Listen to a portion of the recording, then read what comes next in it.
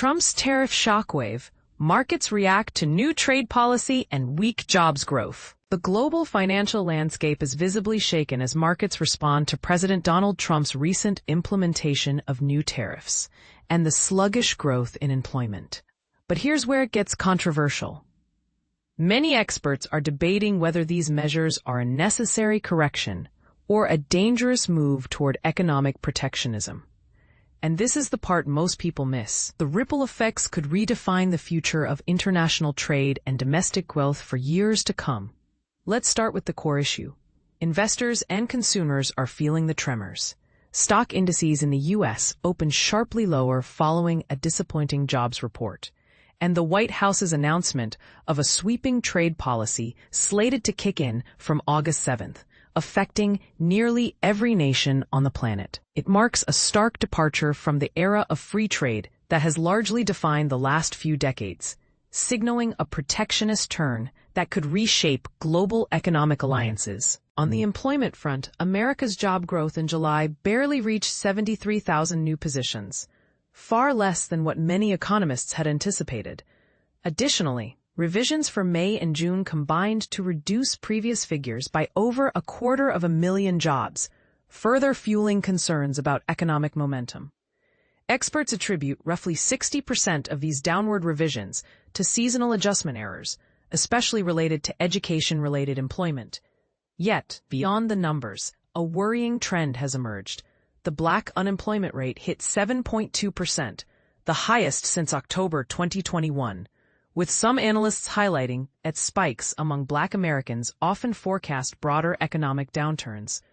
Adding fuel to the fire, the recent tariffs, some climbing as high as 41%, target countries across the spectrum, from traditional allies to distant nations like Syria, Myanmar, and Laos, which face some of the most punitive rates. These tariffs on imports like electronics, clothing, and raw materials could soon translate into higher prices for American consumers. While businesses might initially absorb some costs, history shows they're often forced to pass these expenses along, leading to inflationary pressures. Market reactions have been intense. Wall Street's volatility index, the VIX, surged over 20 points, signaling increased investor anxiety. Major indices such as the Dow, S&P 500, and Nasdaq experienced their biggest drops since earlier this year, reflecting fears that the growth slowdown and escalating trade tensions could tip the economy into a recession. And yet some defenders argue these policies are just a temporary upheaval, a necessary reorganization of global trade relationships to address long-standing imbalances.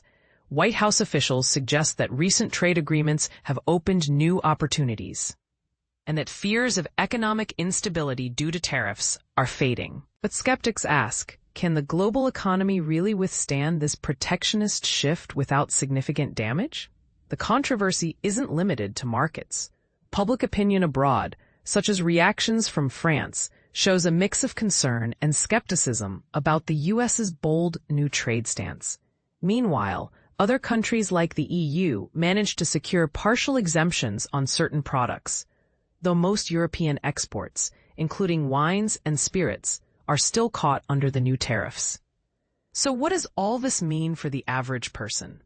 Higher costs for electronics, clothing, and even luxury watches could become the new norm if these tariffs stick around. Shipping delays and altered supply chains might further complicate matters, especially for industries heavily dependent on global trade.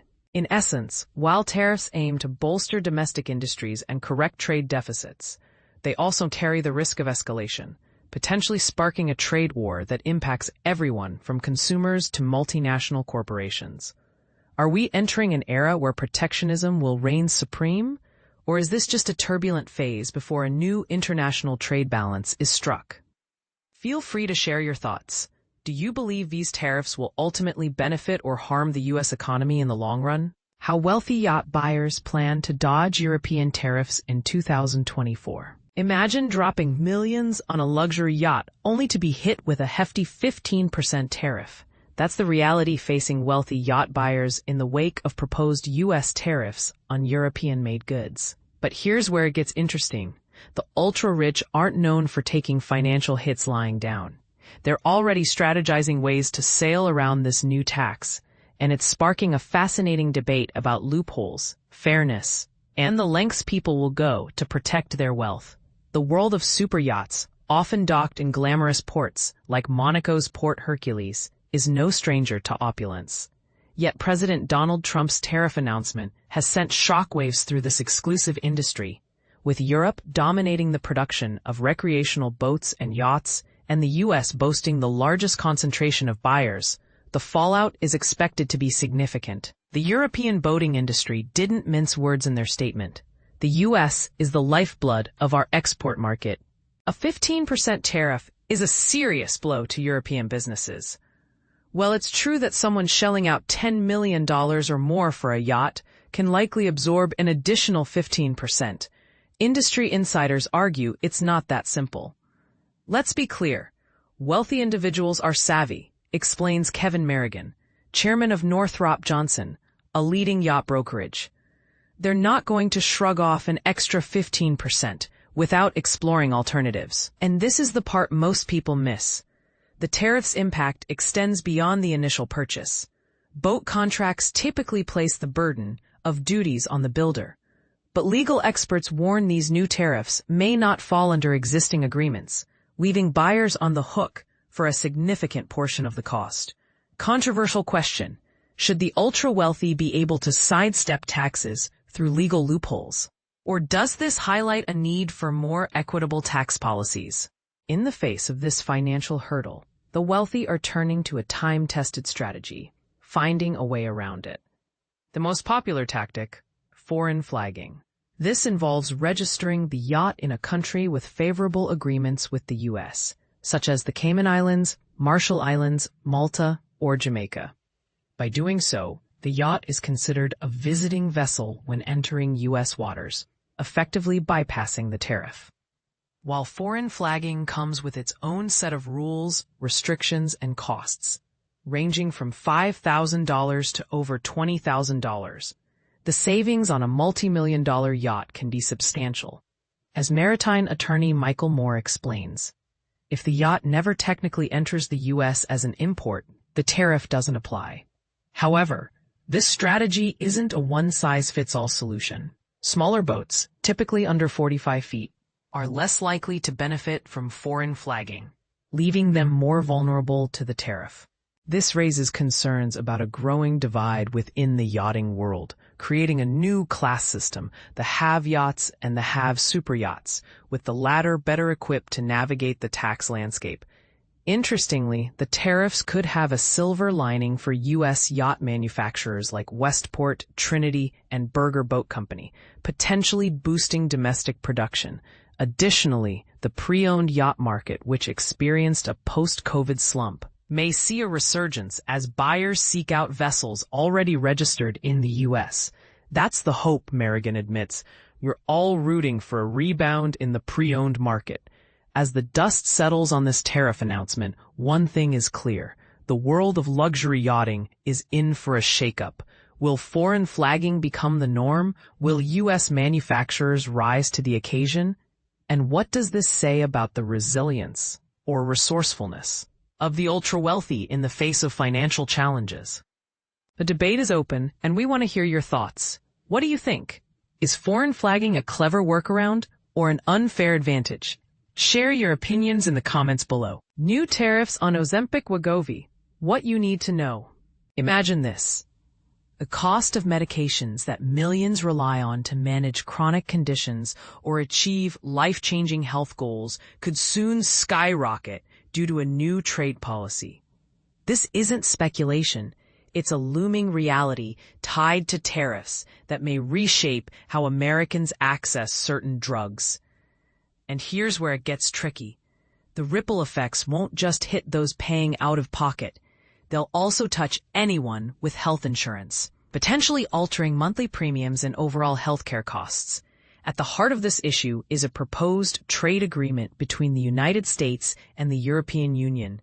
This deal would impose a hefty 15% tariff on a wide array of goods imported from Europe. From luxury items like French wines and German automobiles to essential pharmaceuticals, almost nothing will escape the tax net. Among the most notable medications affected are Ozempic and Wegovy, two injectable treatments made by Novo Nordisk, a Danish pharmaceutical giant. These drugs have captured widespread attention for their dual roles in managing diabetes and supporting weight loss efforts. Wegovy, specifically approved by the FDA to treat obesity, has become a household name in the U.S., with roughly 200,000 weekly prescriptions being filled domestically. Despite its popularity, affordability remains a significant hurdle. For those without insurance coverage, the price tag can reach around $500 per month, making it inaccessible for many individuals seeking its benefits. On the flip side, patients with insurance often enjoy reduced costs, typically paying $25 or less monthly, thanks to negotiated rates and co-pay assistance programs offered by Novo Nordisk. But what happens when tariffs enter the picture?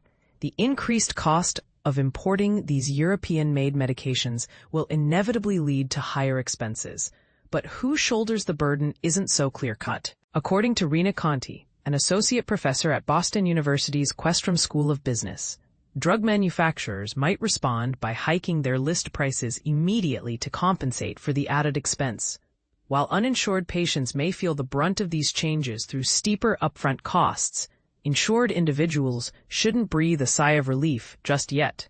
They might see indirect impacts as insurers adjust premiums upward to absorb the rising costs. Joe Brusuelas, principal and chief economist at RSM US, summed up the situation bluntly in an interview with Axios. The bottom line is that imported medications are about to get pricier for every single American. It's a bold statement, but one backed by economic logic. After all, tariffs don't exist in a vacuum. They create a domino effect across industries and consumer markets.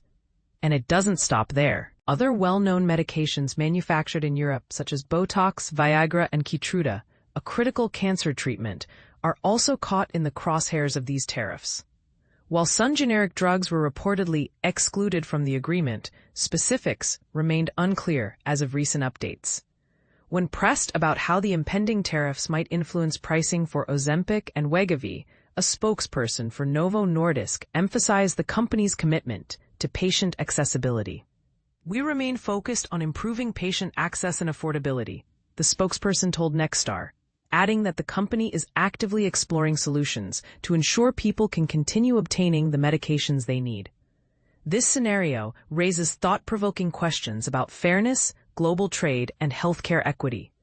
Should international trade policies prioritize protecting domestic industries, even if it means passing costs on to consumers? Or do the benefits of such measures outweigh the drawbacks? Do you think companies should absorb tariff-related costs rather than passing them along to patients?